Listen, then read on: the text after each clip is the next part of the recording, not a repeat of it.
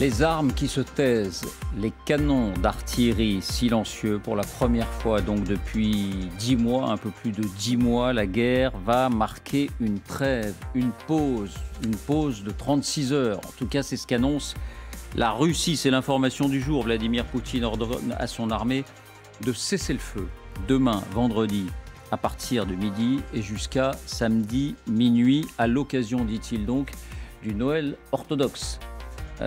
Pour répondre à une demande du patriarche Kirill. Pourquoi cette décision? Faut-il croire à ce motif religieux? Que répond précisément l'Ukraine? Y a-t-elle intérêt, l'Ukraine, en tant que pays agressé? Peut-il s'agir d'un piège? Pour répondre ce soir à toutes ces questions, pour prendre la mesure de cette initiative russe, encore une fois la première depuis le début du conflit, j'ai le plaisir d'accueillir le général Dominique Trinquant. Bonsoir. Bonsoir Dominique, vous allez nous aider à y voir clair, ancien chef de la mission militaire française auprès de l'ONU. J'ai le plaisir d'accueillir Mariana Perez-Beneziuk. Bonsoir Mariana. Bonsoir David. Vous êtes journaliste indépendante, française et ukrainienne. Vos parents vivent toujours à Kiev. Ils sont toujours là. Vous avez régulièrement des nouvelles d'eux, vous nous en donnerez peut-être. Vous travaillez à l'hebdomadaire ukrainien Ukrainski Tizden. Disponible également en français. Disponible également en français, c'est-à-dire la semaine ukrainienne. Voilà.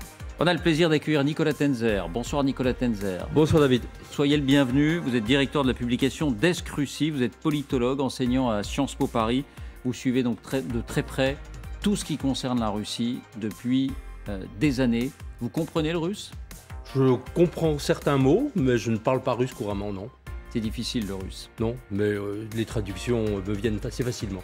C'est pas difficile le russe. Ah si, c'est difficile. Ah oui, c'est difficile. Oui. Bien sûr que c'est une langue très difficile. Enfin, en tout cas, quand on n'est pas né, je dirais, dans ce pays, c'est difficile de l'apprendre. Et on a le plaisir d'accueillir quelqu'un qui parle couramment le portugais, l'espagnol, le suédois, l'allemand, l'anglais. Jean Quatremer. Et j'ai apprécié votre accent ukrainien. Ah, on fait des progrès peu à peu. Hein. On essaye. Encore un peu d'échange. Vous parlerez l'ukrainien. Voilà. Je pense. Quelque chose est en train de se nouer. Mariana propose de vous donner des cours particuliers, si j'ai bien compris. On n'en dira pas plus. Vous êtes correspondant à Bruxelles pour le journal Libération. Je le rappelle, Jean est un des grands connaisseurs des affaires européennes depuis des années également. Bien, si vous nous rejoignez, voyons tout de suite de quoi il s'agit. C'est bien sûr l'information de la journée. Vladimir Poutine qui ordonne à ses troupes de respecter une trêve de façon unilatérale et qui demande aux forces ukrainiennes de l'observer également. Qu'a-t-il dit précisément? À quelle occasion? Pour quelles raisons officiellement? Voici les indispensables avec Quentin Berrichel. Bonsoir Quentin. Bonsoir David, bonsoir à tous. Alors, en quels termes Vladimir Poutine a-t-il fait cette annonce? Eh bien, personne ne s'y attendait, David. À 16h05, heure française, le communiqué tombe officiellement sur le site du Kremlin. Vladimir Poutine ordonne au ministre de la Défense russe d'introduire du 6 janvier 2023 à midi jusqu'au 7 janvier 2023 à minuit un cessez-le-feu sur toute la ligne de front en Ukraine. Pendant 36 heures, les armes vont donc se taire côté russe pour permettre, je cite le communiqué, à un grand nombre de citoyens orthodoxes vivant dans les zones de combat de leur donner la possibilité d'assister aux offices la veille de Noël, ainsi que la nativité du Christ. Rappelons que le Noël orthodoxe est fêté le 7 janvier. Chaque année, ils sont des millions regardés à se rendre dans les églises en Russie, mais également en Ukraine pour assister à ces messes de Noël. Un cessez-le-feu, s'il est respecté, qu'est-ce que ça signifierait concrètement? Eh bien d'abord, David, il faut mesurer l'importance de cette information aujourd'hui. C'est la première fois depuis le début de la guerre, le 24 février, qu'un cessez-le-feu sur l'ensemble du territoire en guerre est décidé par les Russes. Concrètement, à partir de demain midi, il ne devrait y avoir aucun coup de feu, aucun combat entre les deux armées. Aujourd'hui, regardez la ligne de front, elle se situe ici, près de 900 km de front. Alors les combats ne s'étendent pas sur toute cette ligne, mais principalement sur deux lieux, notamment à Svatové, mais également à Bakhmout, juste ici. Là-bas, on le sait, la milice Wagner combat pour les Russes. Et de toute évidence, les mercenaires devraient donc respecter l'annonce du Kremlin et ne tirer aucun coup de feu. Il n'y aura également aucun tir de missile ou aucune attaque de drone, que ce soit du côté russe, mais également du côté ukrainien. Pourquoi cette décision? On l'a entendu, le motif religieux est invoqué, mais il y a un contexte particulier. Oui, dans ce communiqué, Vladimir Poutine dit, regardez, tenir compte de l'appel de sa sainteté, le patriarche Kirill. Le patriarche Kirill, le voici, vous le savez, c'est le chef de l'Église orthodoxe. C'est un proche de Vladimir Poutine, c'est aussi un homme politique par sa fonction dans le pays. Il a d'ailleurs plusieurs fois considéré la guerre en Ukraine comme une guerre sainte. Il avait lancé ce matin un appel solennel sur le site internet de l'Église orthodoxe. Regardez, moi, patriarche Kirill de Moscou et de toute la Russie, je m'adresse à toutes les parties impliquées dans le conflit fratricide pour les appeler à instaurer un cessez-le-feu et sceller une trêve de Noël de midi le 6 janvier à minuit le 7 janvier.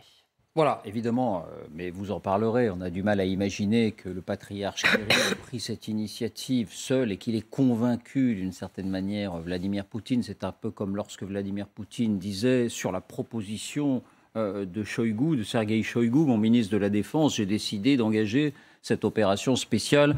Vladimir Poutine n'est pas un exécutant d'une manière générale. Mais il y a tout de même un autre contexte à cette annonce, c'est ce coup de téléphone qu'il y a eu entre Vladimir Poutine et Recep Erdogan, le président turc. Oui, le président turc s'est entretenu au téléphone ce matin avec Vladimir Poutine. Et voici ce qu'a déclaré Recep Tayyip Erdogan à son homologue russe. Les appels à la paix et les négociations entre Moscou et Kiev devraient être soutenus par un cessez-le-feu unilatéral. Alors à qui a répondu Vladimir Poutine? Je vous laisse en débattre. Bon, l'Ukraine a-t-elle réagi? Il y a eu des premières réactions, quelles sont-elles? Oui, la première réaction par l'intermédiaire de Mikhailo Podolyak, le principal conseiller de Volodymyr Zelensky. La Russie doit quitter les territoires occupés. Alors seulement à ce moment, il y aura un cessez-le-feu. Gardez l'hypocrisie pour vous. À noter également une autre réaction, celle d'un habitant de Kiev. Je vous propose de l'écouter. І вірити росіянам, коли вони з одного боку благословляють на війну, щоб убивали мирних жителів, а з іншого боку хочуть показати, які вони, вибачте, святі, що вони от проти кровопролиття. Так треба дії якісь робити. Мені здається, отак. Merci Quentin. Il y a cette question-là, évidemment. Est-ce que les Russes sont sincères ou est-ce que c'est un piège? Il y a une deuxième question. C'est en quoi ce cessez-le-feu est-il un réel progrès pour la paix? Je vous livre une première réaction occidentale, celle de Berlin, celle de l'Allemagne. Le soi-disant cessez-le-feu russe n'apportera ni liberté ni sécurité. Voilà ce qu'on déclare à Berlin tout à l'heure. Alors il y a beaucoup de questions qui viennent à l'esprit. Naturellement, le commun des mortels peut se dire quelle bonne nouvelle, un cessez-le-feu, les armes s'arrêtent. Est-ce aussi simple, Dominique? Non, ce n'est pas aussi simple, effectivement. D'abord, revenons, qu'est-ce que c'est qu'un cessez-le-feu? Normalement, c'est un cessez-le-feu, c'est négocié par les deux parties qui se mettent d'accord pour faire taire les armes, le temps de pouvoir discuter, etc. etc. Souvenons-nous, 11 novembre, les trompettes sonnent, tout le monde s'arrête, et à ce moment-là, on commence à discuter. Là, ce n'est pas du tout le cas. Là, c'est un cessez-le-feu unilatéral. C'est-à-dire que sous le prétexte, je dis bien le prétexte, de l'Église orthodoxe, donc le patriarche Kirill, dont tout le monde sait que c'est un agent du KGB, on va dire les armes vont s'arrêter. En fait, c'est un sujet hautement politique que Poutine va chercher à instrumentaliser. Pourquoi? Parce qu'il va dire, moi, vous voyez, je suis plein de bonne volonté. J'arrête, et c'est les Ukrainiens qui disent que ça ne marche pas. Hypocrisie complète, comme le disent les Ukrainiens. Je rappelle que les Ukrainiens, pour la première fois, les églises ukrainiennes ont décidé de célébrer Noël le 25, c'est-à-dire comme l'église catholique. Enfin, l'église, oui, catholique. Et donc, le 25 et le 31, les Russes ne se sont pas arrêtés de tirer. Donc là, ils décident unilatéralement qu'eux vont arrêter de tirer. Alors, ce qui va avoir d'intéressant, c'est au-delà des réponses verbales, si je veux dire, ukrainiennes, c'est la réalité des choses. C'est-à-dire, sur le terrain, comment ça va se passer? Prenons Bakhmout, où là, ça s'arrête. localement... Bakhmout, rappelons que ce sont les Russes là, qui sont à l'offensive pour tenter de conquérir cette ville depuis 4 mois. Et c'est vrai que tout le monde imaginait que cette conquête allait pouvoir être achevée, puisque les Russes ont concentré une quantité de troupes, notamment des troupes Wagner, mais ça ne marche toujours pas. Voilà, à Bakhmout, les Wagner s'arrêtent de combattre pendant les 36 heures du cessez-le-feu. Mais les combattants au sol, s'ils ont une opportunité tactique, j'entends vraiment tactique, de saisir, etc., à mon avis, ils ne vont pas s'en priver. Les combattants russes. Les combattants ukrainiens. Ukrainiens. Non, à mon avis, les Russes vont le respecter. Parce que, je répète, c'est un geste politique. Il faut montrer la bonne volonté. Et donc, si les Ukrainiens ne le respectent pas, ce qui me semblerait assez normal d'une certaine façon, alors il y a Bakhmout, mais il y a aussi, pourquoi pas, un geste plus politiquement provoquant d'un autre drone qui irait en Russie frapper quelque chose pendant cette période-là. À ce moment-là, le président Poutine va dire, vous avez vu, moi je suis plein de bonne volonté, et ce sont les Ukrainiens. Alors pour la population russe, enfin pour sa propagande en Russie, c'est du pain béni. C'est de dire, vous avez vu, moi, je suis le bon, je suis le gentil, je veux arrêter la guerre parce qu'on respecte. Un peu comme Staline, je rappelle qu'au pire moment de la guerre en 1942, d'un seul coup, la Sainte-Russie et l'Église orthodoxe se sont retrouvés avec le communisme. Là, c'est un peu pareil. On fait jouer ce volet de la Sainte-Russie. Je note d'ailleurs que le patriarche parle de la Sainte-Russie et non pas patriarche de toutes les Russies. Autrefois, c'était le terme qui était utilisé. Patriarche de toutes les Russies. Là, je ne sais pas si la traduction est bonne, mais il dit patriarche de la Russie. C'est intéressant quand même sur le plan de la construction. Mariana, pourquoi est-ce que l'Ukraine dénonce une hypocrisie ? Oui, parce que ça l'est. C'est une opération de communication pure et simple. Comme l'a déjà très bien rappelé Général Trancan, c'est que cette église-là, cette église russe qui existe, c'est un jouet du pouvoir russe depuis les années 40, quand Staline l'avait ressuscité pour mobiliser la population soviétique. Eh bien, donc, pour répondre à votre question, bien sûr que ce n'est pas le patriarche Kirill qui avait dicté la décision à Vladimir Poutine, mais je pense que cette décision, elle peut en effet être intimement liée en fait à l'Église elle-même, parce que qu'est-ce qui s'est passé aujourd'hui en Ukraine, parallèlement à cette annonce ? Eh bien, l'État aujourd'hui, l'État ukrainien avait retrouvé les droits sur 2 églises du monastère Kiévo-Pécherska Lavra à Kiev, qui est un site classé UNESCO, mais qui est aussi l'un des lieux les plus saints de la chrétienté orthodoxe et qui était en quelque sorte possédé par cette église russe du patriarcat de Moscou depuis très très très longtemps, et ce qui provoquait l'insatisfaction des habitants de Kiev et des Ukrainiens de manière générale.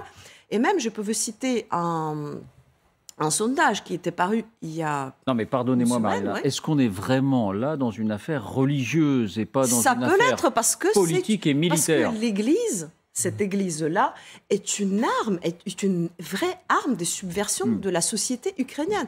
Eh bien, avec la guerre, avec la deuxième invasion de l'Ukraine, la Russie l'a perdue. Et là, je veux citer le récent sondage.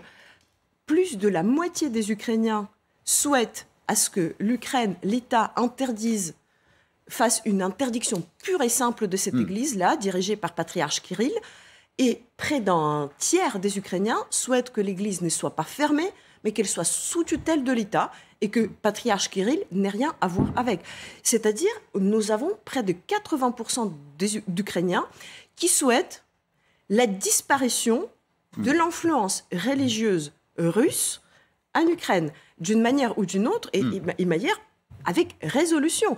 Alors, et ça, c'est une perte. Je vous donne une autre lecture, peut-être, Nicolas, de cette décision, cette annonce de Vladimir Poutine. Joe Biden réagit.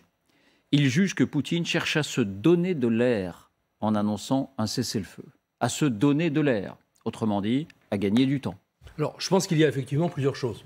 Je pense d'abord effectivement que c'est la tentation de Poutine depuis assez longtemps. Il s'aperçoit que sur le terrain, il perd. Et il veut essayer d'exploiter tout mouvement de trêve, alors là elle est courte, 36 heures, mais éventuellement une trêve plus longue pour reconstituer ses forces. essayer de les réorganiser, ce qui d'ailleurs ne marchera pas à mon sens, parce que le malheur, si j'ose dire, ou le malaise de l'armée russe, ou son état de décrépitude sont assez forts pour que ça ne se fasse pas en quelques mois, mais il est évident qu'il y a cette tentation.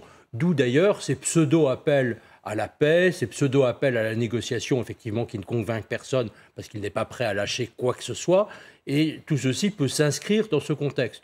On peut rappeler d'ailleurs aussi que les trêves ou les cessez-le-feu du côté de la Russie, ça a déjà été tenté, notamment en Syrie. Et qu'à ce moment-là, précisément, la Russie en a toujours profité pour reconstituer ses forces, et puis est repartie le lendemain avec encore plus, évidemment, d'attaques. Toutes ces zones de déconfliction, en fait, n'ont rien donné. Il y a des gens même qui se sont rendus, parce que, soi-disant, il y allait avoir un accord, paix des braves. Des gens se sont rendus aux troupes d'Assad, contrôlées en partie par les troupes russes. Et après, ils ont été exterminés, emprisonnés, etc. Donc, comme pour vous, comme pour Joe Biden, le religieux est un paravent. C'est une décision pour avant moi, tout. effectivement, c'est un pur paravent, c'est un habillage. Bien sûr, il est tout à fait évident que, en fait, Poutine a dicté ça, en quelque sorte, je crois, à Kirill, Kirill n'a pas du tout pris l'initiative de lancer cela comme ça en l'air sans un accord du Kremlin. Ça me paraît totalement évident. Et de l'autre côté, je vois effectivement les Ukrainiens qui disent écoutez, nous avons un pays occupé et nous continuons, bien sûr, quoi qu'il en coûte, je dirais, à essayer de libérer ce pays occupé. Il n'y a pas de raison qu'ils arrêtent. Pour vous, les Ukrainiens n'ont pas à respecter ce cessez-le-feu. Non, bien sûr, je ne vois pas pourquoi. Ils ne se mettent pas en tort en ne... Non. Alors, respectant pas ce je pense qu'il y a derrière peut-être, il y a peut-être derrière aussi autre chose dans ce discours. Il y a toujours la tentation de Poutine de dire finalement il y a deux parties dans ce conflit. Et il y a deux parties qu'une partie des Occidentaux essaye de mettre sur le même plan. C'est une guerre entre deux parties, comme si les deux parties étaient en quelque sorte égales. Non, les deux parties ne sont pas égales. Il y a d'un côté un agresseur qui commet des crimes de guerre, des crimes contre l'humanité, des crimes de génocide, et même globalement un crime d'agression. Il y a un tribunal spécial d'ailleurs pour le juger.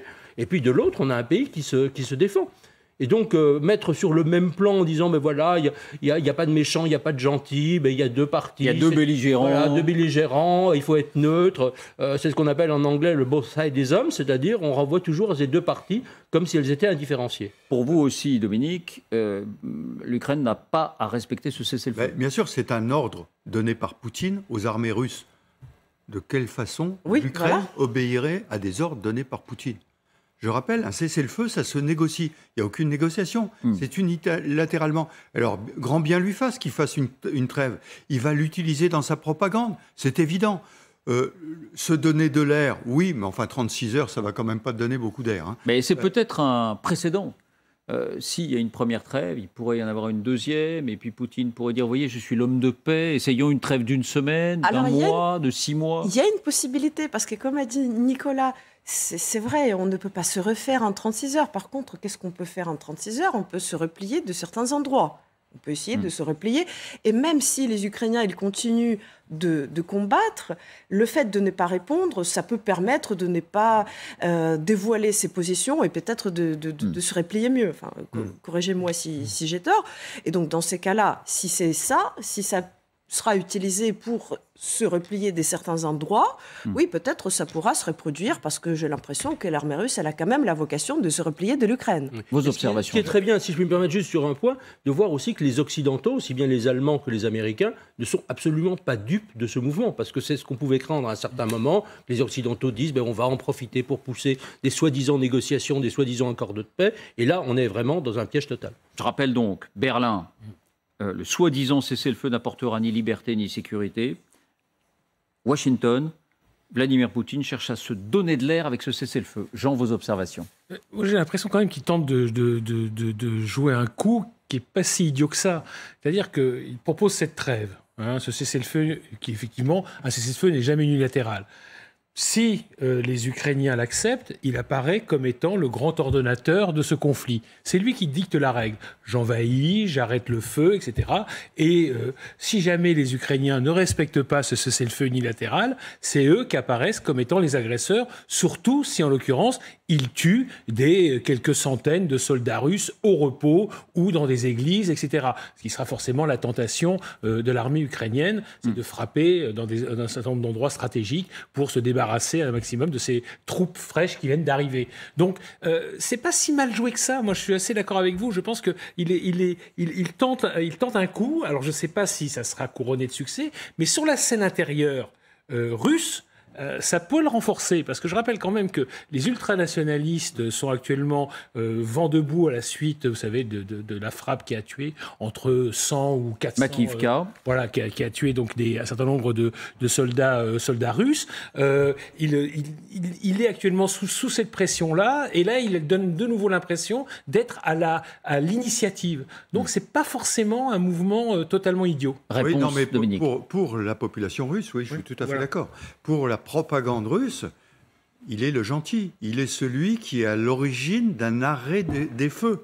Et vous comprenez bien que si les Ukrainiens ne le font pas, eh ben forcément, il va accuser les Ukrainiens. Donc, je pense que pour sa propagande, c'est très utile. C'est ça.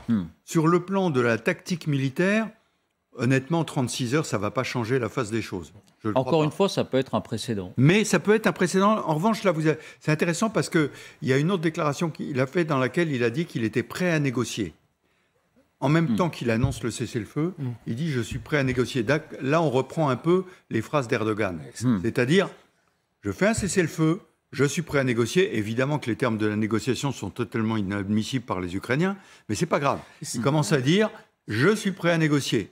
Mais tout ceci est dans la perspective stratégique aujourd'hui des forces russes qui ont besoin de se reconstituer, de se mettre en défensive et d'attendre que l'entraînement, la préparation des nouvelles forces puisse leur permettre de reprendre une position plus ferme. Mais on peut voilà. prendre ça aussi de façon positive. C'est-à-dire, il y a eu l'appel d'Erdogan qui a été très justement rappelé tout à l'heure. Donc Erdogan, pardonnez-moi, il ne dit pas « mettez-vous d'accord pour un cessez-le-feu, messieurs les Ukrainiens, messieurs les Russes ». Il dit à Moscou « décréter un cessez-le-feu unilatéral ». Exactement. Donnez l'exemple d'une certaine manière. Donc, quelque part, moi, Vladimir Poutine, je montre que j'écoute un leader qui n'est pas partie prenante au conflit, et je montre que je suis encore dans le jeu diplomatique. Donc, c'est encore une fois, le signal qui est donné peut être vu positivement. Ça peut être aussi un premier pas, une ouverture, peut-être, hein, encore une fois, on n'en sait rien, qui est faite en vue de commencer peut-être des négociations. C'est je commence par ce geste-là, éventuellement les Ukrainiens ne respectent pas, mais je suis un homme de bonne volonté, etc. Et le processus peut s'enclencher. Sauf qu'encore une fois, rappelons pour les Ukrainiens, qui sont le pays agressé, il n'est pas question de commencer des négociations tant qu'une grande partie, 18% de leur territoire, est toujours occupée par l'envahisseur. Sinon, ce serait une manière de reconnaître une défaite, d'une certaine manière. Oui, Nicolas. Mais je pense qu'il y a aussi un jeu assez trouble d'Erdogan. Parce que Erdogan, en fait, il est toujours dans l'ambiguïté. D'un côté, il a livré des drones à l'Ukraine, c'est tout à fait vrai. Mais là, il est effectivement sur une position où il essaye de se présenter comme une sorte de faiseur de paix. Rappelons que c'est la deuxième armée de l'OTAN. Voilà, la Turquie est membre de l'OTAN, c'est la deuxième armée de l'OTAN. Rappelez-vous aussi en même temps, il fait ami-ami avec les Russes. Il faut se rappeler d'ailleurs ce qui s'est passé il y a quelques jours, où dans une sorte de négociation qui était une sorte de jeu de dupes, à Moscou, vous avez eu une rencontre entre les Turcs, les Syriens, le régime de Bachar el-Assad, l'un des plus criminels, même le plus criminel du XXIe siècle, à Moscou. Voilà, tout ceci, et c'est dans un contexte qui est très dangereux. Dernier point quand même, sur les histoires de négociation, et encore une fois, Poutine a toujours évoqué cette perspective, mais il y a quand même des points qui ne sont pas négociables, même si les Ukrainiens d'ailleurs le voulaient, en droit international. Je veux dire, il y a des règles de droit international, il y a un territoire qui est occupé, et les Alliés ne peuvent pas céder sur le territoire ukrainien occupé, y compris bien sûr la Crimée, ça j'y insiste. Et puis deuxièmement, ils ne peuvent pas non plus céder, parce que ce n'est pas un objet de négociation ou de médiation, sur l'application du droit pénal international, ni sur le retour, c'est un crime de génocide, des enfants qui sont déportés en Russie. C'est ça, donc le mot paix, le mot trêve, c'est largement un mot en trompe-l'œil. En l'occurrence. Oui, complètement. Dans la phase dans laquelle nous sommes aujourd'hui, les Russes ont intérêt à temporiser. Ils s'attendent à une attaque ukrainienne, une troisième contre-attaque ukrainienne. Or, ce qu'ils voudraient bien négocier, c'est la situation dans laquelle ils sont aujourd'hui. C'est-à-dire, globalement, le territoire qui est occupé, qui est quand même très vaste aujourd'hui. Et donc, ils disent, on fait un cessez-le-feu là, on va négocier, mais sur la base de ce qui existe. Et ils espèrent que les Ukrainiens qui préparent une attaque n'auront pas le temps de monter la contre-attaque qui pourrait encore renforcer les positions prises par les Ukrainiens.